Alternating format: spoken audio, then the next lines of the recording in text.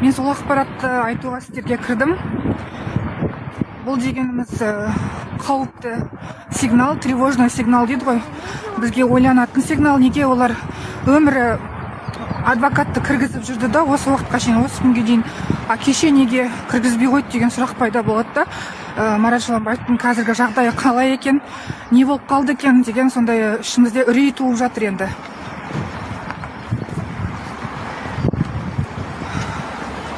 Сол осы ақпаратты көптеп таратсаңыздар, бүкіл қазақ халқы естісін, не болып жатқанын. Біз білмейміз, айтып тұрмын ғой, Марат Жыланбаев 33-ші күн аштықта адвокатты кіргізбей қойды. Біз білмейміз Марат Жыланбаевтың жағдайын қазір қалай екен. Осы ақпаратты бүкіл Қазақстан халқы естісін.